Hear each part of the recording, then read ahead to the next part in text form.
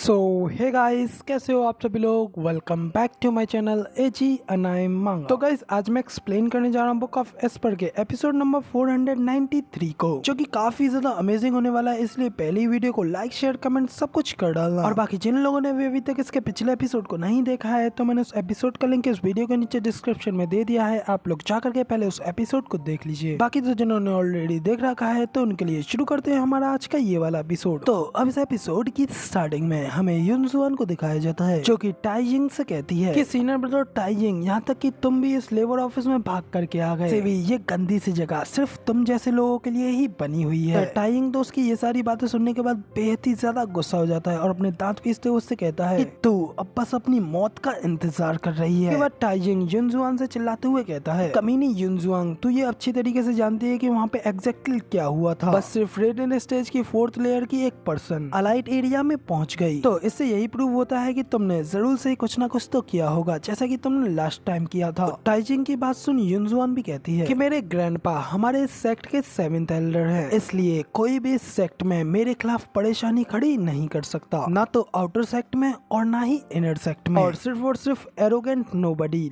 जैसे कि तुम, सिर्फ एक छोटा सा टॉप आउटर सेक्ट डिसाइपल, वही सिर्फ इतना ज्यादा बेवकूफ हो सकता है जो कि मुझसे उलझने की कोशिश कर सके। लेकिन इससे क्या ही फर्क पड़ता है, अब जरा देखो अपने आप को, तुम कहाँ पड़े हुए हो। ये सुन टाइजिंग चिल्लाते हुए कहता है कि तो तुमने ये मान ही लिया कि इस सब में तुम्हारी ही गलती थी। मगर इधर तभी गुईहू टाइजिंग से कहता है कि टाइजिंग, ये लोग अलाइट्स हैं, सेक्ट के सबसे ज्यादा बेस्ट, तो क्या तुम अपने इस झगड़े को थोड़ी देर के लिए छोड़ सकते हो। गुईहू की ये बात सुनने के बाद में टाइजिंग भी थोड़ा शांत हो जाता है। गुईहू आगे उन दोनों से कहता है कि सीनियर ब्रदर चाइफेंग, तो आप बताइए आखिर आप हमारा किस तरीके से टेस्ट लेना चाहेंगे। तो टाइफेंग कहता है कि ये तो बिल्कुल सिंपल है, सिंपली पर्सनली तौर पर तुम्हारी स्ट्रेंथ का टेस्ट लेंगे, क्योंकि अगर कोई भी एक अलाइट बनना चाहता है तो उसके पास में पावर तो होनी ही चाहिए। तो अब तभी ये सुनकर के बाकी डिसाइपल्स में से एक डिसाइपल कहता है ठीक है फिर सबसे पहले अब मैं आ रहा हूँ। तो वो बंदा इतना कही पाता है कि तभी फेंग एक ही झटके में उसके सिर को उसके धड़ से अलग कर देता है और पलक झपकते ही वो लड़का मर के नीचे जमीन पर गिर जाता है। तो उसके साइड वाले लड़कों को कुछ भी समझ में नहीं आता कि अभी अभी क्या हुआ। मगर जबकि इधर दूसरी ओर टाइजिंग, जूलिंग और क्विलिंग, इन लोगों की हैरानी के मारे आंखें फटी की फटी रह जाती है, जबकि गुईहू भी हैरानी से घबराते हुए ये सब देख रहा होता है। और तभी हमें दिखाया जाता है कि ये अटैक करने वाला कोई और नहीं बल्कि चाइफेंग होता है, जिसने की अपनी पावर्स को अनलेस करते हुए सिर्फ अपनी उंगली को फ्लिक करते हुए उस बंदे को मार दिया होता है। और फिर वो हंसते हुए गुईहू से कहता है कि गुईहू, आखिर तुम मुझे इस तरीके से क्यों देख रहे हो, क्या तुमने भी ये सब पहले नहीं किया है। तो दूसरी ओर क्विलिंग गुस्से में चिल्लाते हुए उससे कहता है कि सीनियर ब्रदर चाइफेंग, आखिर आप इतनी ज्यादा हेवनली तरीके से अपना व्यवहार कैसे कर सकते हैं, जबकि आप यहाँ पर अभी अभी टेस्ट लेने के लिए आए हैं। तो चाइफेंग कहता है कि आखिर एक रिजेक्ट किए हुए बेकार से लेबर की क्या ही कीमत हो सकती है। इतना कहने के बाद फिर वो बाकी के सभी डिसाइपल्स की ओर घूरते हुए उनसे कहता है कि क्या अब तुम में से कोई और भी टेस्ट के लिए आना चाहेगा। उसकी ये बात सुनकर तो बाकी के सभी डिसाइपल्स तो काफी ज्यादा घबरा गए होते हैं, कांपते हुए पीछे की ओर हटने लगते हैं। जबकि ये सब देख टाइजिंग अपने मन में कहता है कि ये लोग यहाँ पे पक्का से कैंडिडेट चूज करने के लिए तो नहीं आए हैं। टाइजिंग इधर ये सब सोच रहा होता है कि तभी युनजुआन उससे भी कहती है, सीनियर ब्रदर टाइजिंग, तुम एक टाइम पर सचमुच में एक माइटी हीरो हुआ करते थे, आउटर सेक्ट के सबसे ज्यादा बेस्ट डिसाइपल। तो फिर आखिर आप इस लेबर ऑफिस में ही रुके कैसे रह सकते हैं, या फिर क्या कहीं ऐसा तो नहीं हो गया आप अचानक से यहाँ पे आकर के एक कमजोर से चूजे बन गए हैं। आखिर तुम्हारा वो करेज, तुम्हारी वो हिम्मत कहाँ गई। तो ये सुन टाइजिंग गुस्से में चिल्लाते हुए उससे कहता है कि तुम जैसी बास्टर्ड एक अलाइट बन गई हो, तो इसका मतलब ये नहीं है कि तुम स्ट्रॉन्ग बन गई हो। यहाँ तक कि मैं अभी प्रोफाउंड हेवन स्टेज पर हूँ, लेकिन फिर भी मैं आज तुमसे यहाँ पे फाइट जरूर लड़ूंगा। और तभी टाइजिंग की ये बात सुन गुईहू से कहता है, टाइजिंग ऐसी बकवास बड़ी बातें करना बंद करो, क्या तुम पागल हो गए हो। एक प्रोफाउंड हेवन स्टेज कल्टीवेटर होते हुए तुम एक रेडियन स्टेज के कल्टीवेटर के खिलाफ जाने की हिम्मत करना चाहते हो। और आखिर तुम्हें क्या लगता है कि तुम कौन हो, क्या तुम स्टीवर्ट जू हो। इसलिए इस तरीके से अपनी जिंदगी को बर्बाद मत करो। इतना कहने के साथ ही गुईहू अपने मन में कहता है कि ब्रो, वो तुझे भड़का रही है, उसे अपने ऊपर हावी मत होने दे। इधर युनजुआन अभी भी टाइजिंग को भड़काने के लिए हंसते हुए उससे कहती है, लगता है कि सीनियर ब्रदर टाइजिंग मुझसे काफी ज्यादा डर गए हैं। तो ठीक है फिर मैं आपको बता दूं, क्योंकि आपने अपनी 3 साल गवा दी हैं, इसलिए मैं आपके ऊपर अपना कोई भी सोल अटैक नहीं करूंगी। मगर अगर तुम अब भी मुझसे इस तरीके से मुकाबला नहीं कर सकते हो, तो मुझे लगता है कि अब तुम एक बेकार से कायर बन गए हो। जॉन की ये बात सुनने के बाद टाइजिंग तो एकदम गुस्से में आ जाता है और बड़ी तेजी से उसके ऊपर अटैक करने के लिए आगे बढ़ते हुए कहता है, कमीनी विच, अब मैं तुझे बताऊंगा कि आखिर मैं कौन हूँ। जबकि ये देख युनजुआन उससे कहती है कि आखिर तुम्हारी हिम्मत भी कैसे हुई मुझसे डायरेक्ट भिड़ने की, लगता है कि तुम अपने बारे में अच्छी तरीके से नहीं जानते हो, ठीक है फिर अब तुम मरो और नर्क में जाओ। इतना कह करके युनजुआन भी टाइजिंग के ऊपर अटैक करने के लिए आगे बढ़ जाती है। दूसरी ओर टाइजिंग अपनी खतरनाक स्पीड का यूज करते हुए तेजी से नीचे झुक करके युनजुआन के अटैक को डॉज करता है और पलक झपकते ही उसके हाथ को पकड़ करके उसके हाथ को पीछे की ओर मोड़ डालता है। इस वजह से युनजुआन काफी ज्यादा दर्द में चिल्लाने लगती है। टाइजिंग उससे कहता है, कमीनी युनजुआन, अब तुझे अपनी ताकत को यूज करने की कोई जरूरत नहीं है, क्योंकि तेरे एक्सपीरियंस के हिसाब से तू मेरा सामना करने के बिल्कुल भी लायक नहीं है। इधर टाइजिंग की ये बात सुनने के बाद में तो युनजुआन दर्द में अभी भी काफी ज्यादा गुस्से में अपने दांत पीसने लगती है और गुस्से में अपने सोल अटैक का यूज करते हुए टाइजिंग के ऊपर अपना सोल अटैक करती है, जिसका कि उसने पहले मना किया था, क्योंकि टाइजिंग सिर्फ एक प्रोफाउंड हेवन स्टेज का कल्टीवेटर होता है। इस वजह से वो उस अटैक से हिट होकर काफी ज्यादा दूर जाकर के गिरता है। ये देख करके क्विलिंग काफी ज्यादा गुस्सा हो जाता है और उसके ऊपर अटैक करने के लिए जाते हुए उससे कहता है कि इस कमीनी चीटर ने खुद से मना करते हुए भी अपने सोल अटैक का यूज किया है। इतना कहकर के क्विलिंग जैसे ही अटैक करने के लिए आगे बढ़ने लगता है, मगर तभी अगले ही पल क्विलिंग के सामने चाइफेंग आ जाता है और सिर्फ अपनी 2 उंगलियों का यूज करते हुए क्विलिंग के ऊपर अटैक करता है, जिसका कि इम्पैक्ट इतना ज्यादा तगड़ा होता है कि क्विलिंग उस अटैक को खाने के बाद काफी ज्यादा दूर जाकर के गिरता है। चाइफेंग एकदम एटीट्यूड में खड़े होते हुए कहता है कि क्या तुम लोग सचमुच में इतने ज्यादा मूर्ख हो जो कि तुमने ये मान लिया कि एक रेड एंड स्टेज का एक्सपर्ट अपने सोल अटैक का इस्तेमाल नहीं करेगा। तुम लोग सचमुच में एक सुअर की तरह ही बिल्कुल मूर्ख हो और तुम्हें ये मानना ही पड़ेगा, और ऐसे बेवकूफी बड़े दाव लगाने से तुम लोग कभी भी एक अलाइट नहीं बन सकते। और क्विलिंग तो हिट खाने के बाद गुस्से में उठते हुए उससे कहता है, तुम इस तरीके से कैंडिडेट्स चूज करने वाले हो, उनको इस तरीके से क्रिपल करके। अब तो युनजुआन हंसते हुए कहते हैं कि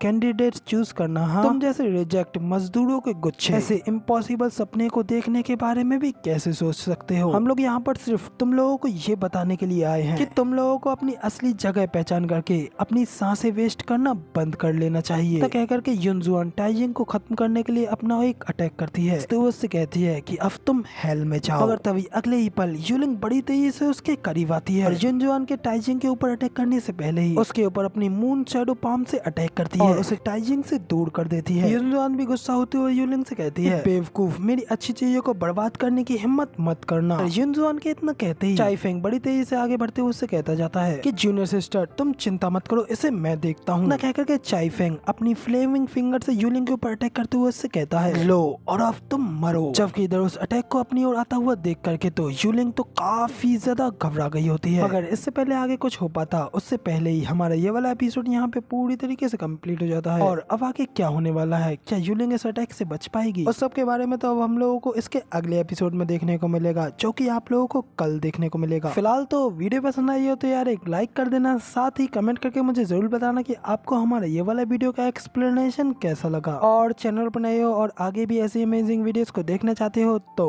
इस चैनल को सब्सक्राइब जरूर से कर देना। शुक्रिया।